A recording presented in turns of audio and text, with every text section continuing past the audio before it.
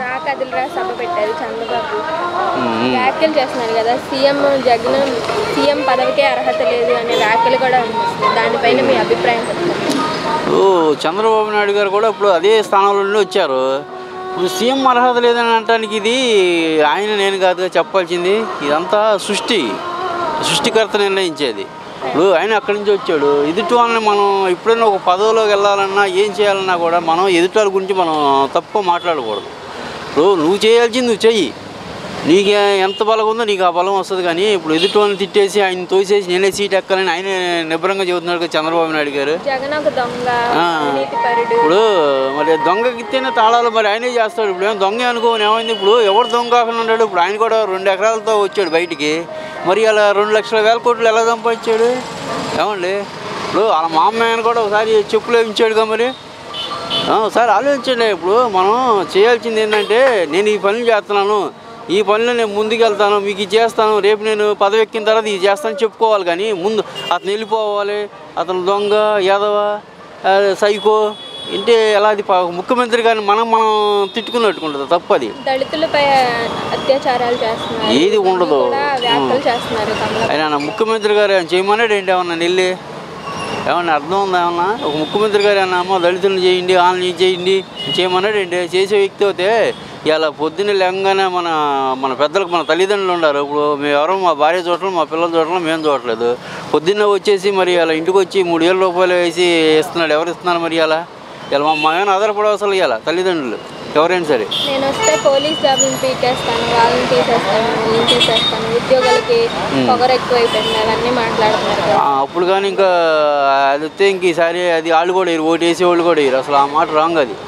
నేను ఇప్పుడు ఈ పని చేస్తాను, జగన్ గారికి ఈ పని చేసాడు, నేను ఇంక 2 పనులు ఎక్స్ట్రా చేస్తాను, అవకాశం ఉన్న నాకు కూడా నేను అనుకోవాలి. కానీ ఇది దౌర్జన్యం చేస్తే ఎవరిని దౌర్జన్యం చేస్తా?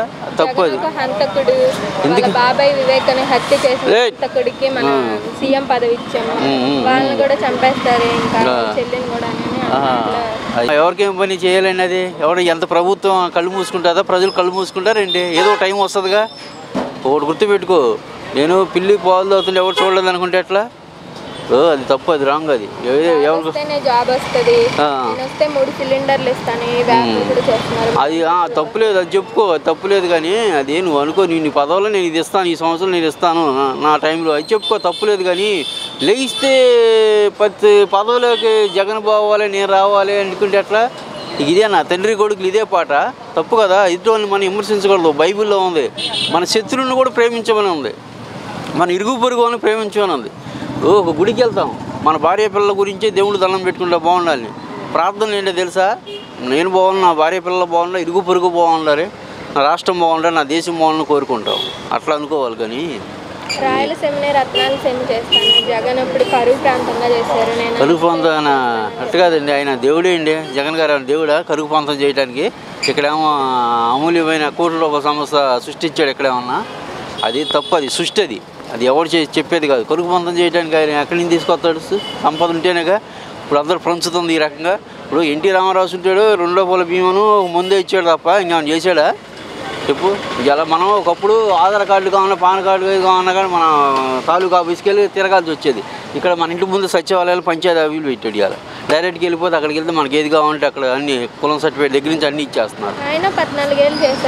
మరి అదే చేశారు. ఏం చేశారు?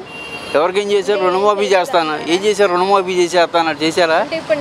డ్వాక్రా మాఫీ అట్టు కాదండి. అవన్నీ ఏమండే, ఇది ఏంటంటే పదవి కోసం వేసే గెల. ఇప్పుడు 14 సంవత్సరాలు చేసాడు, నా జీవితం చాలు అనుకొని చెప్పి పక్క వెళ్ళిపోవాలి. కానీ నేను ఇంకా చేయాలనుకుంటే రైలు చేయలేడు జీవితం ఎవరు కూడా.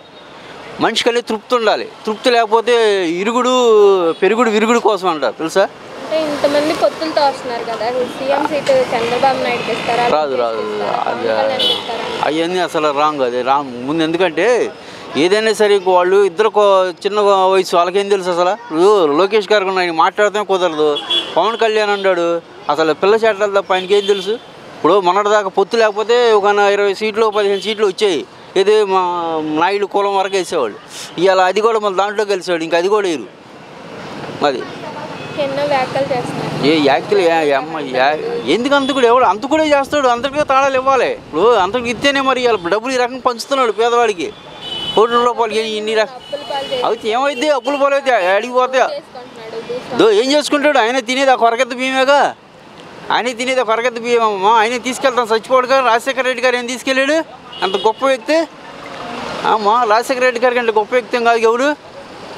నాకు ఒక ఛాన్స్ ఇవ్వండి, నేను ఏంటో చూపిస్తాను. ఎవరు అంటుందన్నమాట? చంద్రబాబు నాయుడు. చంద్రబాబు నాయుడుకి ఈ ఛాన్సులు ఇచ్చాడు. 14 సంవత్సరాలు చేసే చాలు. ఇంకా ఛాన్స్ ఇచ్చుకున్నాం ఇంకెందుకు? ఇంకో ఛాన్స్ ఇచ్చేస్తే ఏముంది? మళ్ళీ సరే ఇప్పుడు అప్పులు పోవాలి ఆయనే అంటున్నాడు. మళ్ళీ వచ్చి ఆయన ఎక్కడ తీసుకొస్తాడు? ఈ అప్పులే ఈయనే తీరుతాడు అవసరం అవుతాయి. ఇంకా ఆయన అప్పులు తీసుకొస్తాడు. అప్పులు తీసుకోండి, ఆయన అప్పులు తీసి కట్టేసి ముఖ్యమంత్రి నెక్కమనండి, తప్పులేదు. ఏమండి ఎన్ని మాటలు ఏంటంటే పదవి కోసం నేనే చెబుతుంటా. ఎన్ని ఎందుకంటే వేస్ట్ మాటలు. మనం ఏంటంటే ఇప్పుడు ప్రజలకి ఎంతమంది డబ్బు పంచిన మగవాడు ఒకటి జగన్ ఒక్కడే తెలుగు చేస్తున్నాడు. అది దాని జాగ్రత్త మనం ఉపయోగించుకోవాలి. అప్పులు చేసేవాడిని అప్పులు చేయకుండా ఊరిని ఎవరు ఇస్తాడు? నేను ఉన్నాను ఇప్పుడు. నా వ్యవసాయానికి అప్పులు తెచ్చుకోవాలి. అప్పులు తెచ్చుకొని నా పంట పండిన తర్వాత తీరుస్తా. ఇది కూడా అంతే, అయినా అంతే. 2024లో ఎవరు గెలుస్తారంటారు? ఇచ్చేది ఏముంది? వస్తే ఏదన్నా కానీ జగన్ గారే వస్తాడు. అంటే చంద్రబాబుకి ఛాన్స్ ఎవరంటారు? ఎవరు మా ఎందుకు ఇస్తారు? ఎందుకంటే ఇస్తే ఇవ్వచ్చు, దాని గురించి కాదు. అసలు ముందు అసలు నోరు లేగితే ఎదుటి ఆపోజిషన్ బూతులు తిట్టుకోవడం సరిపోతుంది. చంద్రబాబు వ్యాఖ్యలు చేశారు అసలు అది అసలు రాంగ్. అది ఒక ముఖ్యమంత్రి కానీ మనం అలా అనకూడదు. మనం ఎప్పుడు కూడా ఎదుటి వాళ్ళని గౌరవించాలి. నేను ఈ పదవి చేస్తాను, ఈ పనులు చేస్తాను, ఈ అవకాశం ఉంటాయని చెప్పుకోవాలి. కానీ ఎదుటి వాళ్ళు బూతులు తిట్టుకుంటాడు. ఎదుటి రాష్ట్రాల వాళ్ళకే ఎగతాళిగా ఉంటుంది. ఒక హోదాలో ఉండి వచ్చి సైకో అంటుంది. అసలు అది ఒక గేదెల కడవలు తిట్టుకుంటారు చూడు, ఇంటి పల్లెటూరు ఆ టైప్లో ఉంది. సరే తప్పులేదు అనుకో, తప్పులేదు, నీ ఆలోచన తప్పులేదు. అంతేగా ఎందుకు ఓడిపోయి అయ్యో అసలు ఉన్న రాజ్యం అంటే చెప్పుకోండి. ఏమంటే ఇప్పుడు ఎవరైనా సరే అవకాశం వస్తుందని వెళ్తాంగా. ఏదైనా ఇప్పుడు జాబ్కి వెళ్తున్నాను, వచ్చిద్దామని రాయి ఇస్తుందామని వెళ్తా. అంతేగాని మనం ఎప్పుడు నా రెండా ఊర్లో నేనే గెలుస్తాననేది తప్పది. అంటారు కామన్ అండి. అవన్నీ మనం పట్టించుకోకూడదు. ఏది లేదు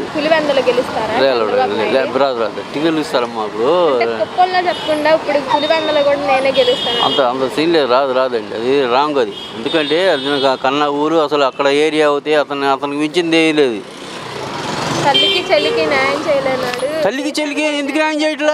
లేదు వాళ్ళు ముగ్గురే ఒక పన్నా పొందుకొని నువ్వు దారి వెళ్ళాము నేను దారి వెళ్ళాము అని చెప్పి అనుకుని వెళ్ళారు. కానీ ఎవరికి వాళ్ళందరూ సంబంధం ఉందో తత్సంబంధం రోజు మాట్లాడుకుంటారు.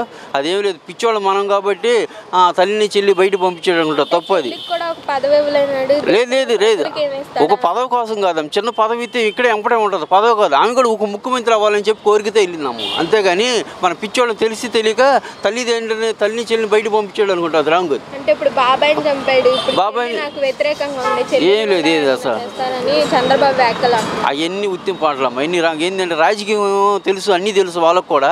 బయట వాళ్ళు ములిపిస్తున్నారు అంతే, ఏం లేదు. ఇప్పుడు తల్లి ఇప్పుడు జగన్ గారికి ఏదైనా అయితే రోజు ఇంటికి రావట్లేదా, మాట్లాడుకోవట్లేదా? ఇప్పుడు షర్మిల గారు కొడుకు లగ్గాలు అవుతే మరి వచ్చి కార్డు ఇవ్వలేదా, మాట్లాడుకోవట్లేదు? ఇవన్నీ రాంగ్ అమ్మా. రాజకీయంలో కొన్ని తెలియని ఉంటాయి అంతే, ఏం లేదు. అంతా మంచిదే తప్ప చెడు అంటూ లేదు.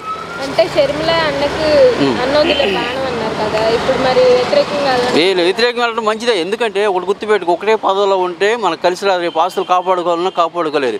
అటు ఒకళ్ళు ఇటు ఒకళ్ళు ఉన్నాను, ఇప్పుడు ఇటు ఓడిపోయినాక అటు ధైర్యం ఉంటుంది, అటు బలం ఉంటుంది. అందువల్ల మనకి ఇబ్బంది ఏమి ఉండదు. ఎందుకు ఏం దొంగ? ఎవడు దొంగతనం చేశాడు? ఎవరింటికైనా వచ్చి దొంగతనం చేశాడు? ఆయన రాజు ఒక పుట్టతో కోటేశ్వరుడు అండి. ఇక వీళ్ళు ఎవడండి అసలు చెప్పాడు? పుట్టతో కోటేశ్వరులు వాళ్ళు. ఇవాళ వీళ్ళు మొన్న వచ్చారు 2 ఎకరాలతో. ఇప్పుడు వాళ్ళు పుట్టతో కోటేశ్వరులు. వాళ్ళని ఎవరు దొంగటానికి లేదు అసలు. వాళ్ళు మించిన వాళ్ళు ఎవరు లేరు అసలు. అదేలే ఏమండి. ఇప్పుడు ఏముంది, ఈ పడినోడు అదే రకాలు చెప్తూ ఉంటాడు. దేరుగా సింహాలా వచ్చేవాడికి ఎదురుపడి చెప్పమను అనలేడుగా. బయట ఉండి పెద్దగా ఇప్పుడు అపోజిషన్ అనుకుంటారు. అవన్నీ కామన్ అయ్యాయి. అంత సీట్లు రావండి. ఈసారి తగ్గుతాయి ఏదన్నా కానీ. ఈసారి ఏదన్నా కానీ ఒక 95 అలా తగ్గుతాయి ఈసారి.